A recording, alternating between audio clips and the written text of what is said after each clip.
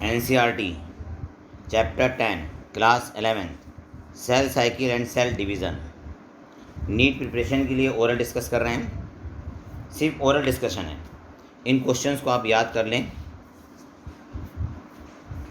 Human cell कितने समय में डिवाइड होती है? ह्यूमन सेल कितने समय में डिवाइड होती है? ह्यूमन सेल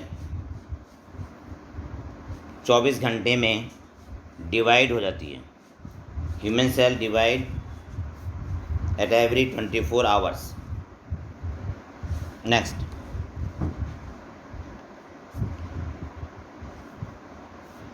ईस्ट सेल कितने समय में डिवाइड होती है? ईस्ट सेल 90 मिनट में डिवाइड हो जाती है। सेल साइकिल की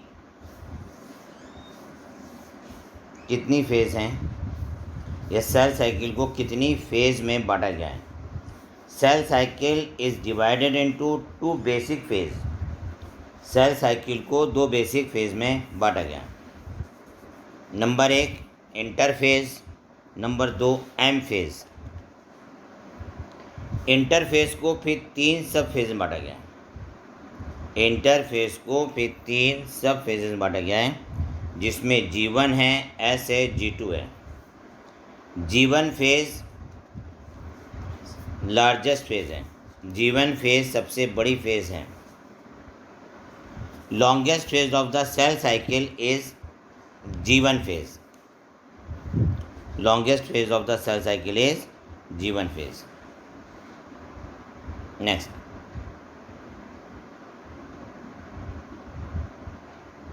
इंटरफेस सेल साइकिल की 95% ड्यूरेशन को कवर करती है। Interphase cover more than 95% of the duration of cell cycle. 95% of the duration of cell cycle.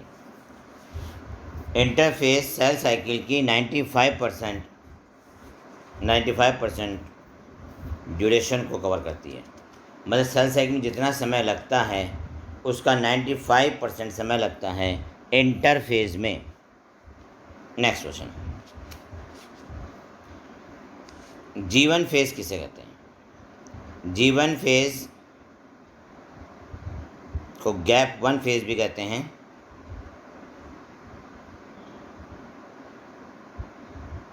G1 phase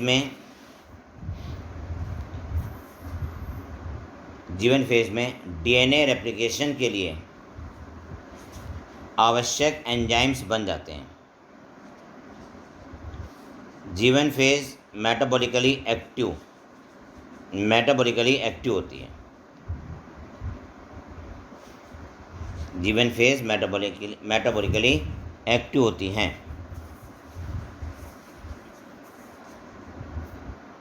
next point, DNA का डुप्लीकेशन किस फेज़ में होता है?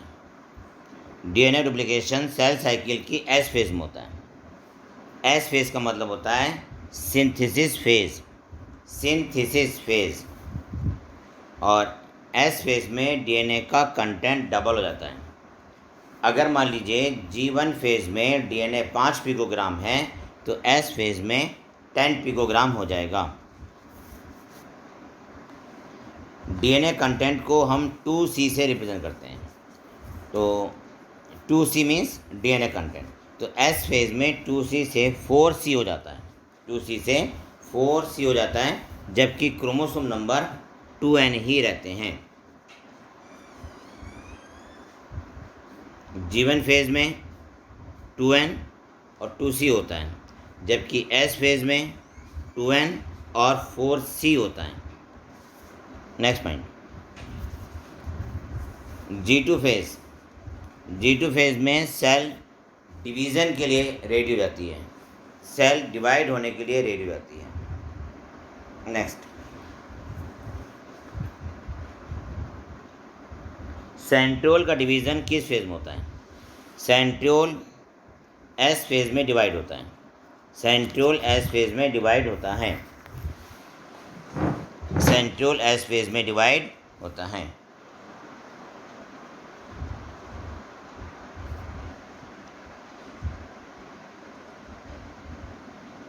एनिमल की कुछ सेल्स में डिवीज़न नहीं होता है, उनका नाम बताइए। नर्व सेल्स में डिवीज़न नहीं होता है।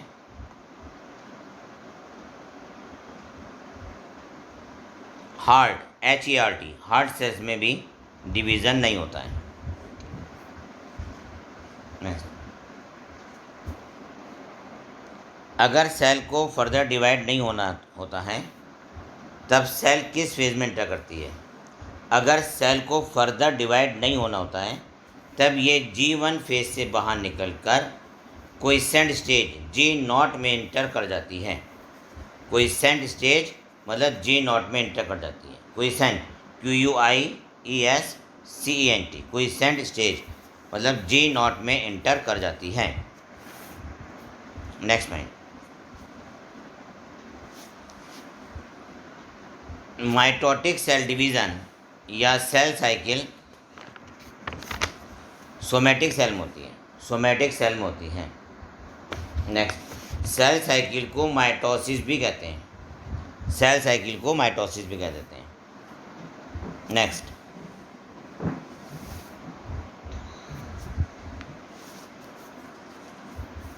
माइटोटिक डिवीज़न किन सेल्स में होता है? Mitotic division somatic cell haploid और सोमेटिक सेल डिप्लॉइड दोनों होता है। माइटोसिस हैप्लॉइड सोमेटिक सेल और डिप्लॉइड सोमेटिक सेल दोनों में होता है। माइटोसिस प्रोकार्योटिक सेल में नहीं होता।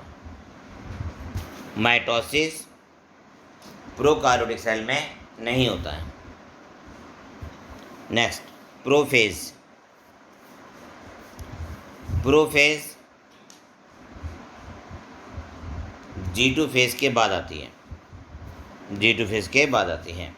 नेक्स्ट, प्रोफेज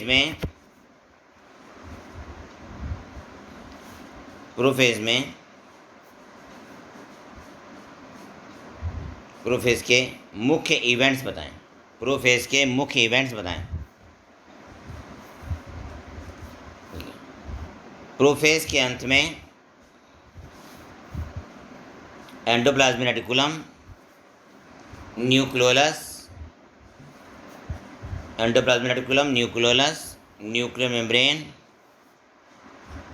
गोल्जी बॉडी दिखाई देना बंद हो जाते हैं।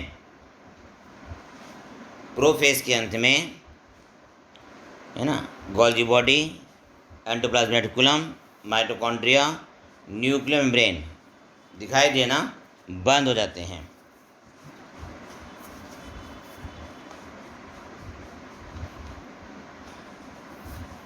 प्रोफेज में सेंट्रोसोम डिवाइड होकर अपने पोल की तरफ जाने लगता है। मतलब सेंट्रोसोम अपने पोल की तरफ जा रहे होते हैं और प्रत्येक सेंट्रोसोम से स्पेंडल फाइबर निकलते हैं और सेंट्रोसोम एस्टर के रूप में दिखाई देता है। और सेंट्रोसोम एस्टर के रूप में दिखाई देता है। नेक्स्ट, माइटोटिक अपरेटस किसे कहते हैं? माइटोटिक अपरेटस में एस्टर और स्पेंडल फाइबर होते हैं। माइटोटिक अपरेटस में एस्टर और स्पेंडल फाइबर होते हैं। एस्टर और स्पेंडल फाइबर होते हैं। Next, metaphase. मेटाफेज में न्यूक्लियर मेम्ब्रेन, मेटाफेज में न्यूक्लियर मेम्ब्रेन या न्यूक्लियर एनवलप डिसअपियर हो जाती हैं।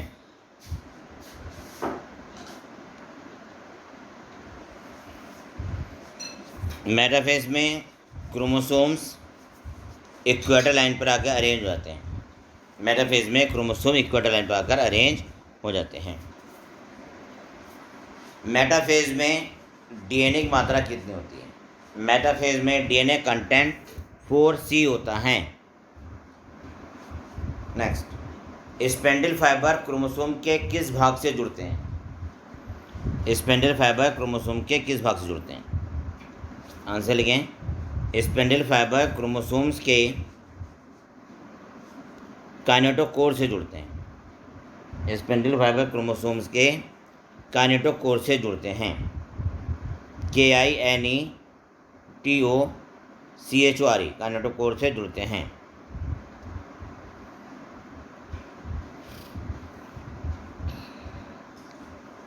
Next, anaphase. एनाफेज में क्रोमोसोम्स पोल की तरफ मूव करते हैं। इन anaphase chromosome move towards the pole. Anaphase में क्रोमोसोम पोल की तरफ जाते हैं। इन anaphase chromosome move towards the pole. Chromosomes की स्प्लिटिंग किस स्टेज में होती है?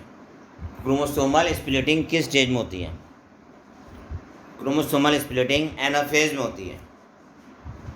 क्रोमोसोमल स्प्लिटिंग एनाफेज में होती है। एनाफेज में क्रोमोसोम्स है ना सेंट्रोमियर के स्थान पर दो भागों में टूट जाते हैं। Next,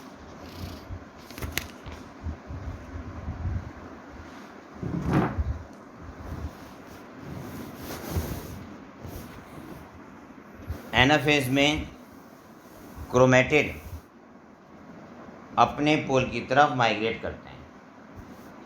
chromatid migrate towards on pole in anaphase. Anaphase में क्रोमेटिड अपने पोल की ओर माइग्रेट करते हैं। Next, telophase. टीलोफेज के मुख्य इवेंट्स बताएं। टीलोफेज में क्रोमोसोम्स के चारों तरफ न्यूक्लियर मेम्ब्रेन बन जाती है।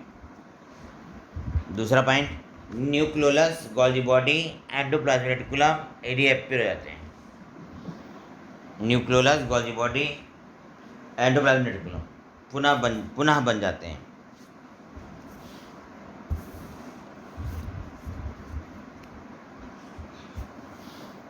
Next point, cytokinesis. टीलोफेज में बाद में साइटोकाइनेसिस होती है। एनिमल सेल में साइटोकाइनेसिस साइटोप्लाज्मिक कंस्ट्रक्शन के द्वारा होती है। एनिमल सेल में साइटोकाइनेसिस साइटोप्लाज्मिक कंस्ट्रक्शन के द्वारा होती है। प्लांट सेल में साइटोकाइनेसिस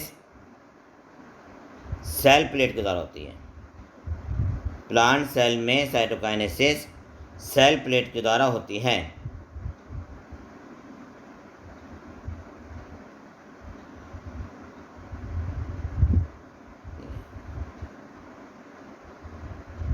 साइटोकाइनेसिस के कंप्लीट होते ही डॉटर सेल बन जाती हैं।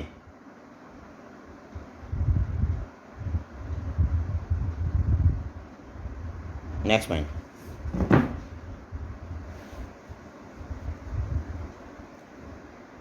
सेल प्लेट का निर्माण किससे होता है? सेल प्लेट का निर्माण होता है, आंसर लिखें, फ्रैग्मोप्लास्ट से। फ्रैग्मोप्लास्ट से। Next, significance of mitosis. Mitosis का एवोल्यूशनरी सिग्निफिकेंस नहीं होता। माइटोसिस का एवोल्यूशनरी सिग्निफिकेंस नहीं होता।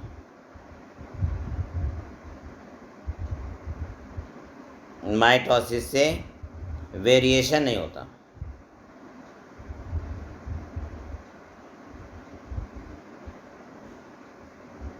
माइटोसिस से वेरिएशन नहीं होता है।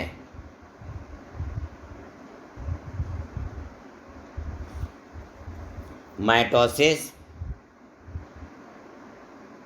ग्रोथ के लिए होती है। माइटोसिस ग्रोथ के लिए होती हैं। सेल डिवाइड होकर न्यूक्लियो साइटोप्लाज्मिक रेशियो को रिस्टोर कर लेती है। सेल डिवाइड होकर न्यूक्लियो साइटोप्लाज्मिक रेशियो को रिस्टोर कर लेती हैं।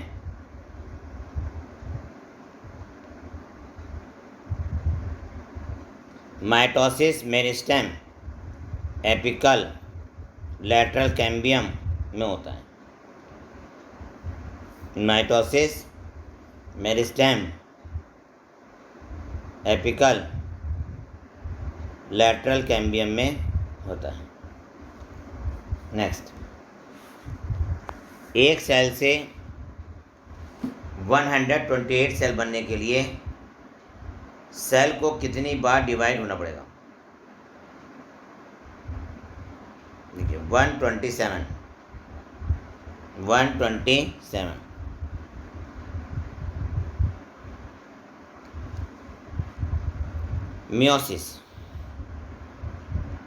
मियोसिस की रिपोर्ट किया था फार्मर और मूरे ने।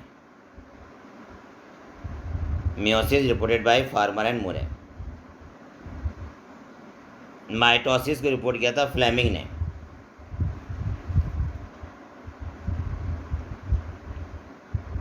नेक्स्ट पॉइंट, मियोसिस में एक पेरेंट सेल से 4 डॉटर सेल बनती है। In meiosis a single parent cell gives rise to 4 daughter cell. एक पेरेंट सेल से 4 डॉटर सेल बनती हैं।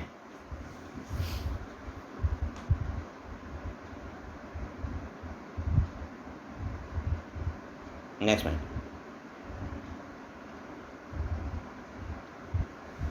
मियोसिस 2 स्टेप में कंप्लीट होती है, meiosis first and meiosis second. Meiosis first को रिडक्शन डिवीजन भी कहा जाता है। Meiosis first also called reduction division. Reduction division भी कहा जाता था। नेक्स्ट पॉइंट,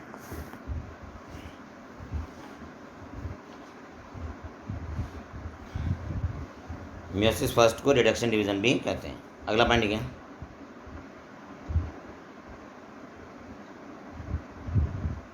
मियोसिस में होमोलोगस क्रोमोसोम्स की पेयरिंग होती है तथा रिकॉम्बिनेशन होता है। होमोलोगस क्रोमोसोम्स की पेयरिंग होती है तथा रिकॉम्बिनेशन होता है।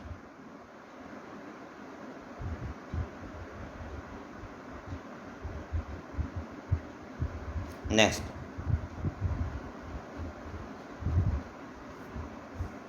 मियोसिस के द्वारा गैमीट बनते हैं। मियोसिस द्वारा गैमीट का फॉर्मेशन होता है। Next,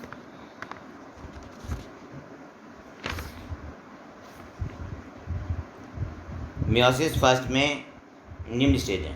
meiosis first has the following steps. Number 1, prophase first. Prophase first longest phased है।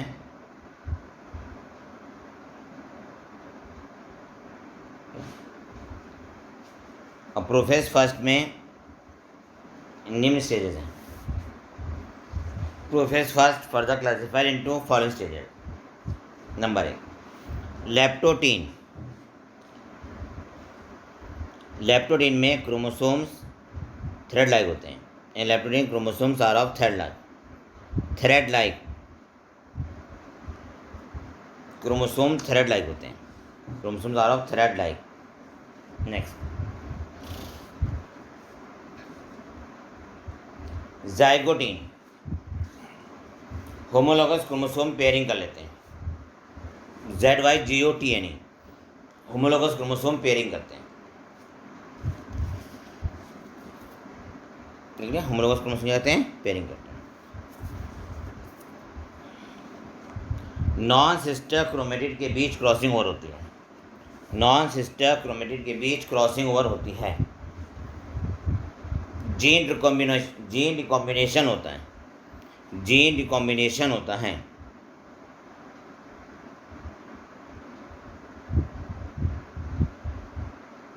जीन रिकॉम्बिनेशन का होता है। जाइगोटीन में साइनेप्टोनिमल कॉम्प्लेक्स बनता है। जाइगोटीन में साइनेप्टोनिमल कॉम्प्लेक्स बनता है। SYNAPTONEMAL साइनोप्टेनिमल कॉम्प्लेक्स बनता है।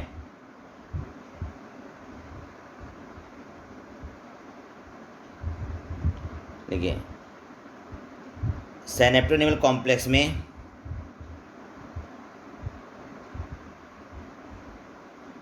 साइनोप्टेनिमल कॉम्प्लेक्स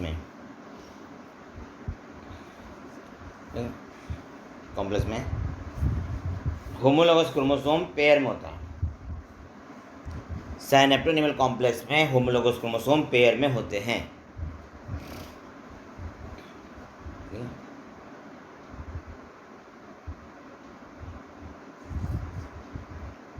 ठीक है, जाइगोटिन में क्रोमोसोम बाइवैलेंट हैं।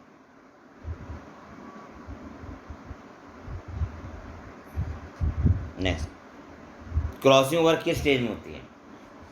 क्रॉसिंग ओवर किस स्टेज में होती है? आंसर है क्रॉसिंग ओवर पैकेटिन स्टेज में होती है। क्रॉसिंग ओवर पैकेटिन स्टेज में होती है।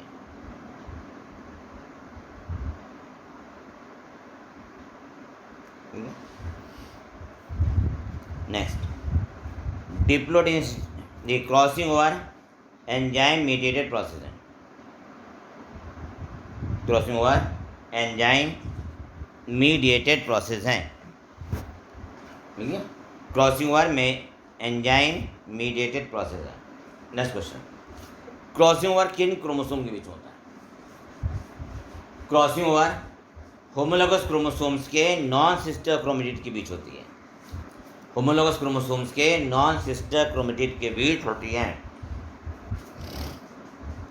नेक्स्ट पॉइंट, क्याज्मा किसे कहते हैं? देखिए क्याज्मा एक्स शेप होता है। क्याज्मेटा एक्स शेप होता है। क्याज्मेटा डिप्लोटिन स्टेज में बनता है। डिप्लोटिन स्टेज में बनता है।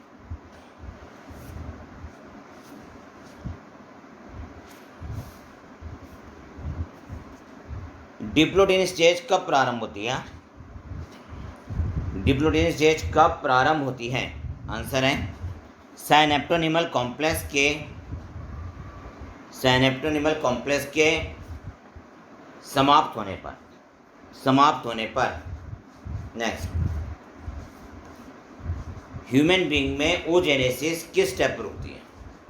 ह्यूमन बीइंग में ओजेनेसिस डिप्लोटिन स्टेज पर रुक जाती है।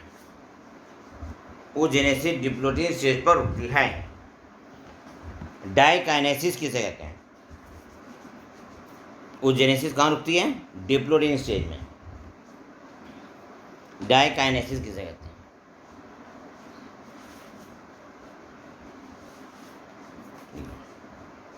डाइकाइनेसिस में क्याज्मेटा समाप्त हो जाते हैं। टर्मिनेशन ऑफ क्याज्मेटा को डाइकाइनेसिस कहते हैं। डाइकाइनेसिस में न्यूक्लियोलस डिसअपियर हो जाता है। न्यूक्लियर मेम्ब्रेन टूट जाती है। न्यूक्लियोलस डिसअपियर हो जाता है। न्यूक्लियर मेम्ब्रेन ब्रेक हो जाती है। नेक्स्ट, डाइकाइनेसिस किस स्टेज के समान दिखाई देता है? डाइकाइनेसिस किस स्टेज के समान दिखाई देता है? डाइकाइनेसिस मेटाफेज की ट्रांजिशन फेज को रिप्रेजेंट करता है। डाइकाइनेसिस मेटाफेज के ट्रांजिशन फेज को रिप्रेजेंट करता है। नेक्स्ट,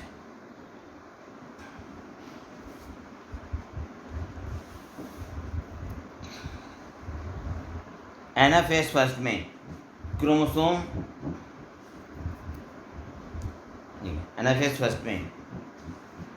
क्रोमोसोम्स का मूवमेंट होता है। मेटाफेज फर्स्ट में क्रोमोसोम बाइवैलेंट होते हैं। एनाफेज फर्स्ट में क्रोमोसोम अपने पोल की तरफ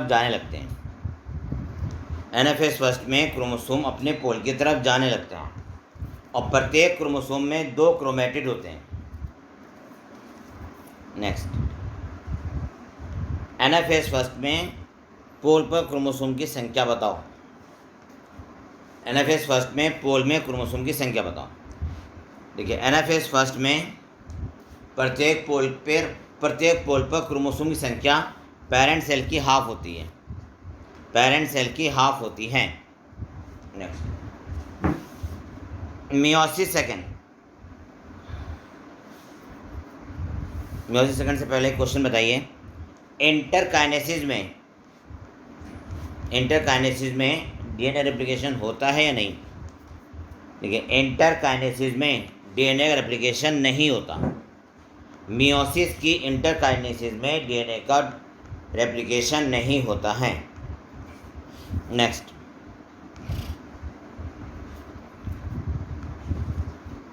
प्रोफेज सेकंड के मुख्य फीचर बताएं।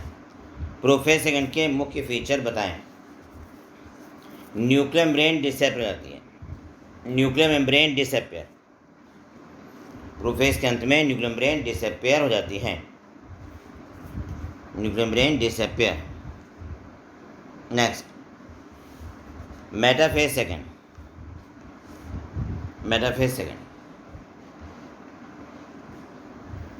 देखिए, क्रोमोसोम इक्वेटर लाइन पर अरेंज होते हैं। क्रोमोसोम इक्वेटर लाइन पर अरेंज हो जाते हैं।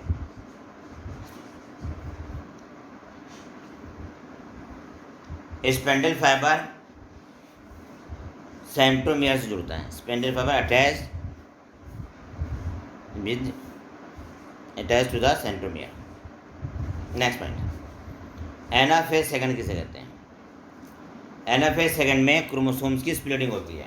एनाफेज सेकंड किसे कहते हैं। एनाफेज सेकंड में क्रोमोसोम्स की स्प्लिटिंग होती है और क्रोमोसोम काइनेटोकोर के स्थान से अलग हो जाते हैं। नेक्स्ट, एक पेरेंट सेल से कितनी डॉटर सेल बनती है। मियोसिस के द्वारा एक पेरेंट सेल से 4 डॉटर सेल बनती है। नेक्स्ट, हैप्लॉइड सेल में क्रोमोसोम की संख्या पेरेंट सेल की हाफ होती है। In haploid cell chromosome number just half to the parent cell. Next,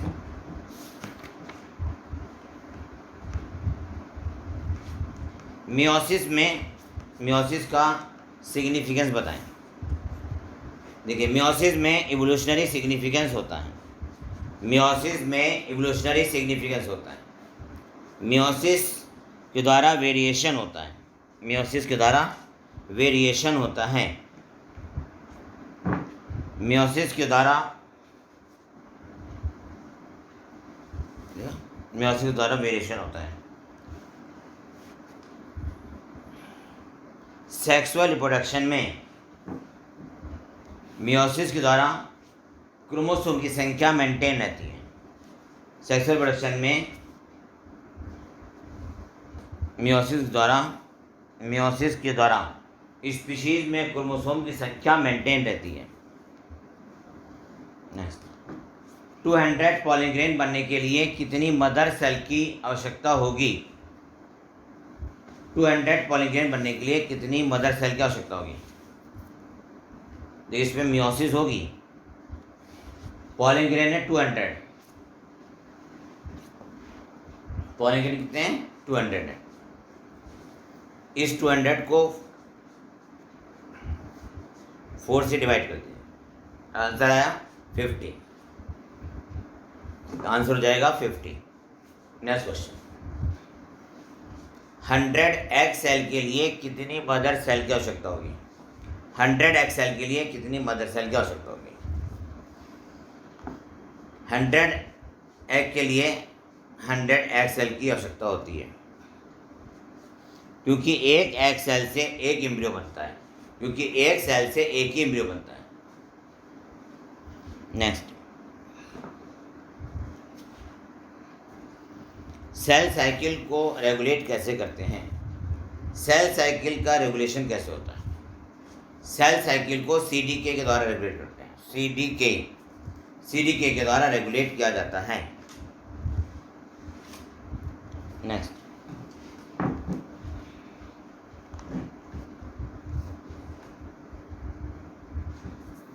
meiosis क्यों आवश्यक है? देखिए, मियोसिस वेरिएशन के लिए आवश्यक है।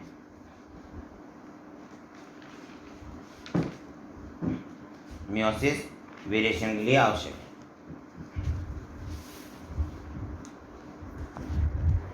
ये टेस्ट यहाँ पे कंप्लीट रहता है। Thank you.